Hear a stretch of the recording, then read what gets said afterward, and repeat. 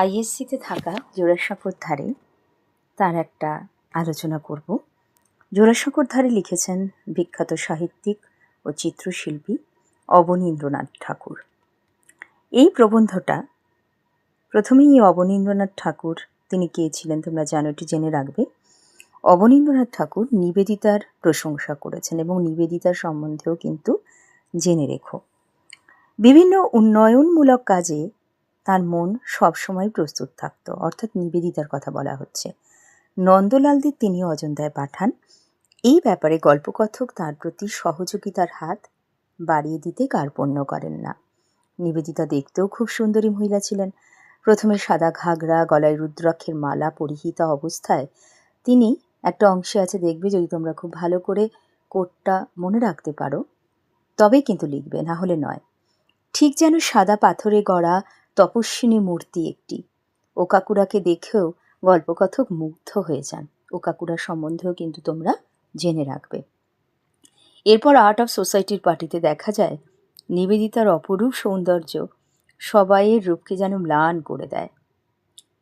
তা সবার মাঝে তাকে দেখে মনে হয় যেন আকাশে নক্ষত্র রাজির মধ্যে চন্দ্র বিরাজ করছে। কারমাইকেল একবার এদেশের অনেক ছবি জাহাজে করে বিলেত পাঠান, কিন্তু সেই জাহাজটি ভূমধ্য সাগরে ডুবে যায়। পরে তিনি গল্পকথরের টেবিলের ওপরে নিবেদিতার একটা খুবই সুন্দর সৌম্য ছবি বগল দেওয়া করে নেন এবং ছবিটার মধ্যে সমস্ত সৌন্দর্য রূপ পূর্ণভাবে প্রতিফলিত হয়েছে।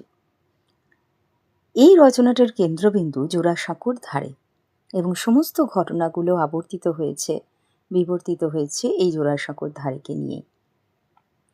আজকের আলোচনা খুবই ক্ষুদ্র হলেও এটি ছিল, এবং শেষ অংশে বলবো, ক্ষুদ্রর মধ্যে বৃহৎকে সহজেই কিন্তু চেনা যায়। অনেক ফুলের মধ্যে যেমন বড় গোলাপ থাকলে সেটাকে সহজেই দৃষ্টি আকর্ষণ করতে বাধ্য করে, বহু ক্ষুদ্র পাখির মধ্যে বড় পাখি সহজেই চোখে পড়ে সকলের দৃষ্টিকে আকর্ষণ করে। রাতের আকাশে তারাগুলো একই আকারের, একই রকম দেখতে, কিন্তু তাদের মধ্যে বৃহৎ আকারের চাঁদ একটাই, কারণ আকাশে একটাই চন্দ্র, একটাই সূর্য।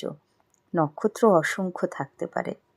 আর্ট সোসাইটির এই পার্টিতে অনেক মেমদের যে ভিড়, সেই ভিড়ে নিবেদিতা সেই চন্দ্রের মতোই উজ্জ্বলভাবে বিরাজ করছিলেন।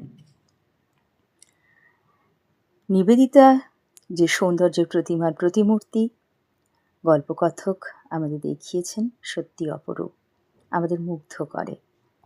আজকের আলোচনা ছিল এই বিষয়টিকে কেন্দ্র করে, অর্থাৎ প্রাচ্য আর পাশ্চাত্যের একটা অপূর্ব মেলবন্ধন এবং সেই রূপের কথা এই প্রবন্ধে তুলে ধরা হয়েছে। সবাই খুব ভালো থেকো। প্রবন্ধটা বারবার করে অনুশীলন করতে কিন্তু ভুলো না। ধন্যবাদ।